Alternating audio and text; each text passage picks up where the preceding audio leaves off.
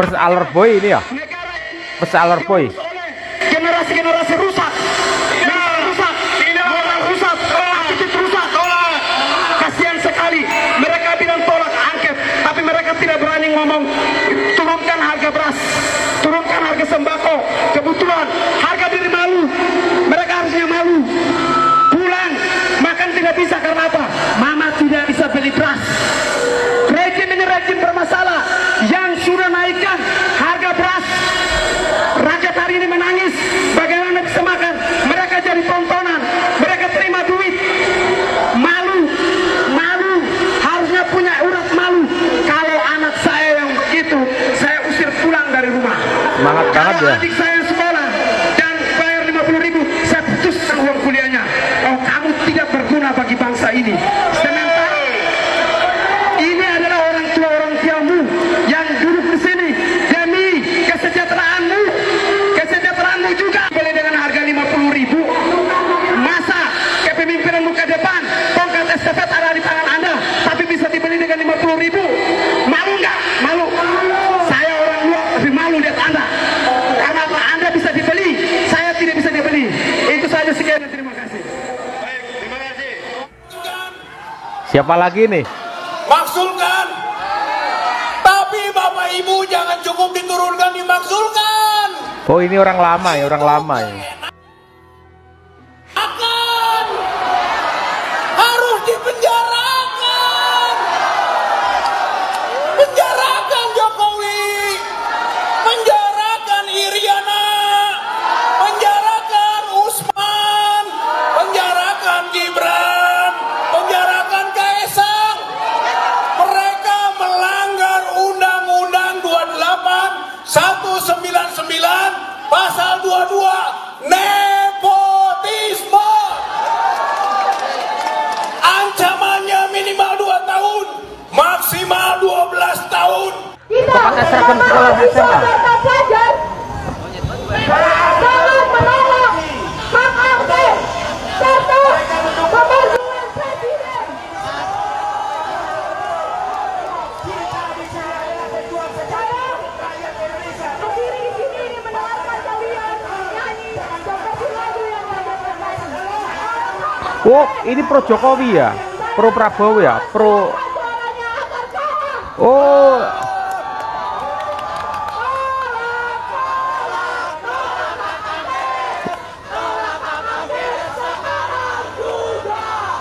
oh, ada dua masa, ada dua masa.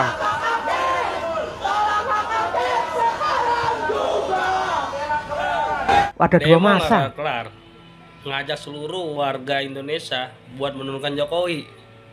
Lah, pendukung Jokowi sama Prabowo 56%, Anies 25%, Ganjar 16%. Masih kekuatan Jokowi lah. Lu gimana sih? Lu gimana? Goblok. Halo guys, ada kabar baik nih. Tadi Pak Mahfud MD mengatakan bahwa pemilu udah ada jadwalnya tanggal 26 Juni.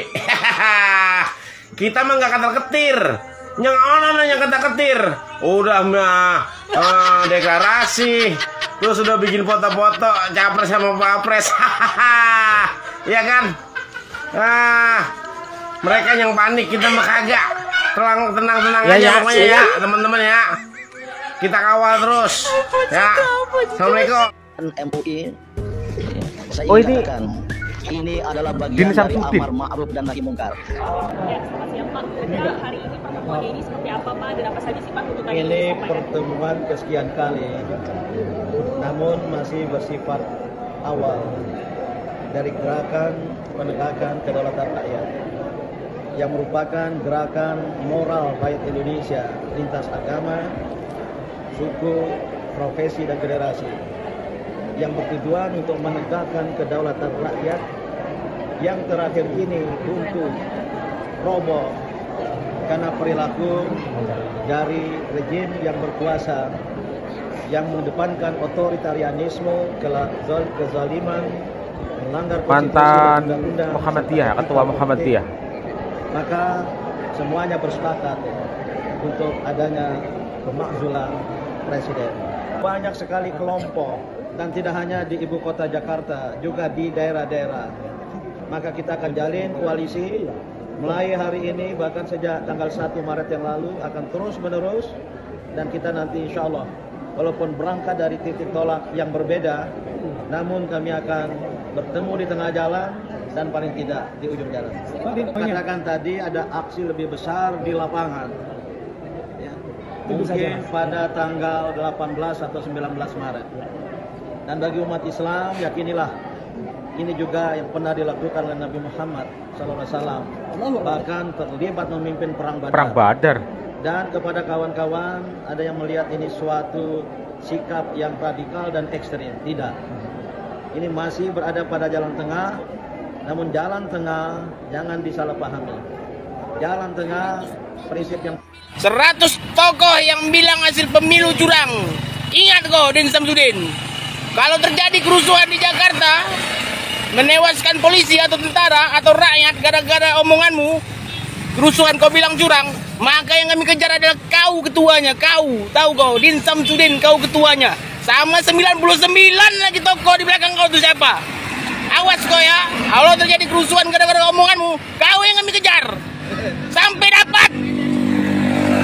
Hari ini saya membaca satu berita dan data yang sangat-sangat menarik dari hasil survei Litbang Kompas. Dan dari data ini, saya melihat bahwa ini adalah kekuatan real politik pasca pemilu tahun 2024. Karena dari data survei Kompas ternyata menunjukkan bahwa 62% responden atau masyarakat itu setuju dengan penggunaan hak angket DPR untuk menindaklanjuti kecurangan Pilpres 2024. Jadi mayoritas responden itu setuju dengan penggunaan hak angket, mencapai 62%. Bagi saya ini adalah sebuah angka yang aneh gitu, karena kan katanya Prabowo itu kan katanya menang 58%.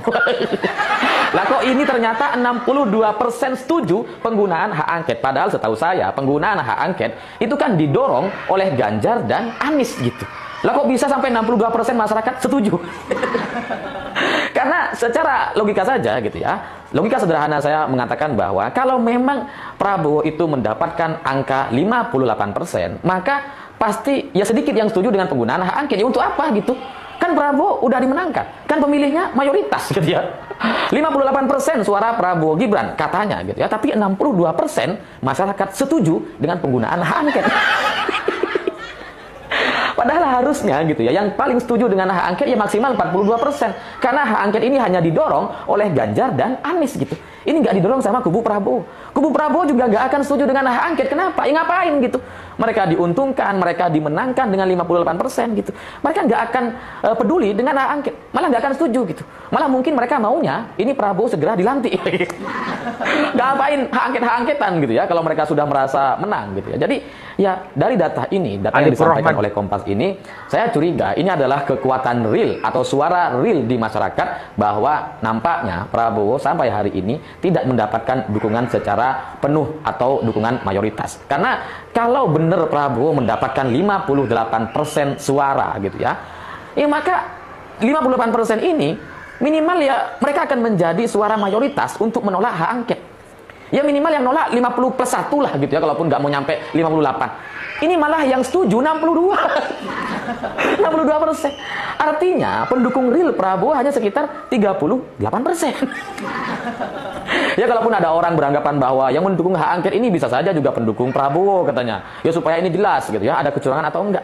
Ya kalau dari logika sederhana saya nggak mungkin gitu. Pendukung Prabowo ngapain dukung hak angket? Sampai hari ini tidak ada satupun elit TKN atau kubu Prabowo atau Prabowo sendiri untuk menyampaikan dukungan terkait hak angket.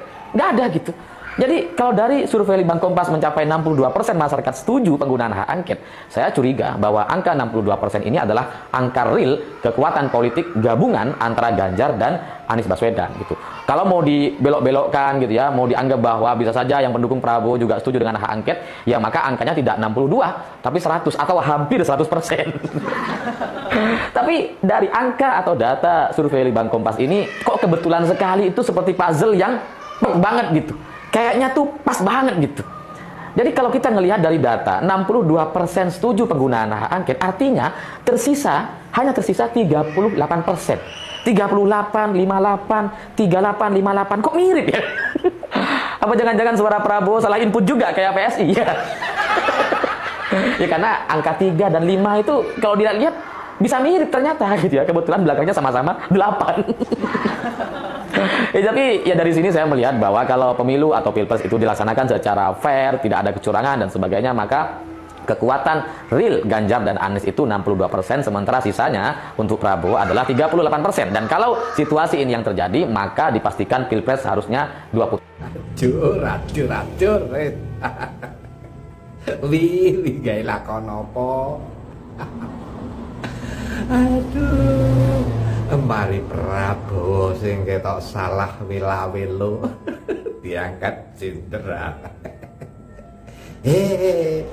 Bojone itu kayak gelar utawa penghormatan ladalah anaknya juga, tapi anak mantu lah ya. Pengen jadi tokoh nasional. Sakarepmu wiwi. Aduh, wong cilik, wong desa, wong bodho iki sampe kepingkel-pingkel ndelok polahmu wiwi. Kok wis ra duwe isin blas ngono kuwi. Gek piye to yo. Mugi jane iki kesurupan apa to wiwi kok kebablas ora karo-karuan gelatur. Apa wis gak duwe rasa? Aku bertindak ngene iki kok diguyu wong apa ora? Aku bertindak ngene iki salah apa ora? Kok wis gak enek belas to. Wiwi.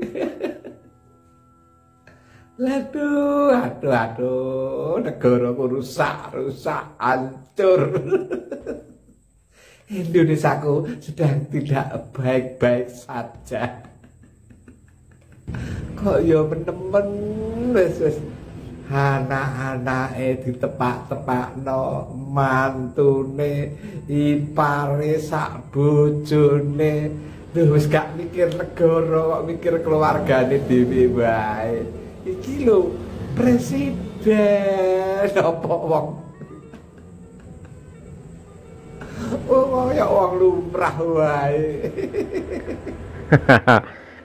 Seseorang itu bisa dilihat integritasnya, bisa dilihat segala sesuatu hal yang positif itu ketika dia ada di dalam sebuah kekuasaan, bagaimana dia menjalankan kekuasaan tersebut dengan sebaik-baiknya, ya. Dan ini malah seperti itu. Oh, Pak Jokowi yang saya dukung 2 kali putaran, yang saya bela-belain, saya counter ketika ada serangan-serangan dari pihak-pihak yang anti Jokowi. Bobi dijadikan tokoh nasional, Pak Prabowo mendapat kehormatan kenaikan itu pangkat, Bu Iriana juga dengar-dengar juga ada dapat penghargaan. Ya nggak masalah, terserah Pak Jokowi lah, presidennya Pak Jokowi. Dan juga saya cuma khawatir teman-teman, demo-demo yang sering terjadi hari ini yang menurut berita itu puncaknya tanggal 19 ke atas ya, sampai dengan tanggal 20 nanti terjadi sebuah kekisruan yang saya harapkan tidak akan terjadi teman-teman.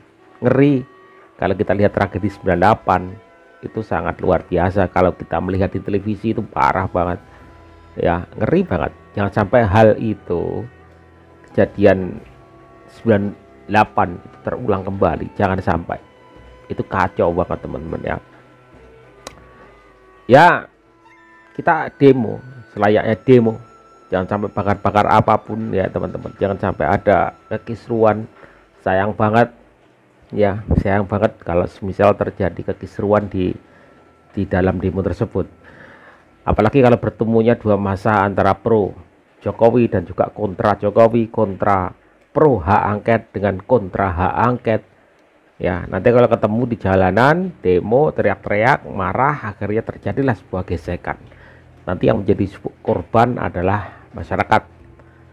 Bahkan aparat juga menjadi korban, itu yang bahaya. Jangan sampai teman-teman, jangan sampai terjadi. Ayo, persatuan dan kesatuan harus tetap kita jaga.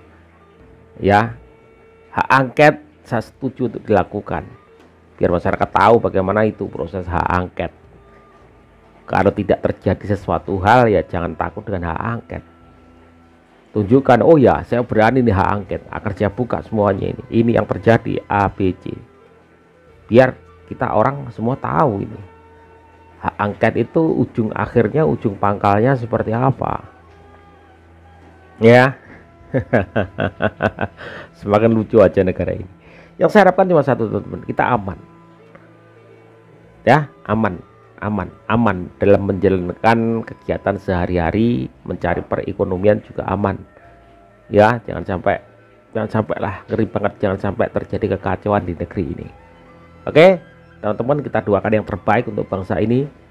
Ya, kita doakan yang paling baik lah pokoknya untuk bangsa kita ini. Meskipun ada riak-riak gelombang, ya, ada ujian-ujian seberat apapun, ya, kita bisa melewati itu semua. Ya, kita nantinya akan mendapatkan seorang pemimpin nantinya yang paling baik.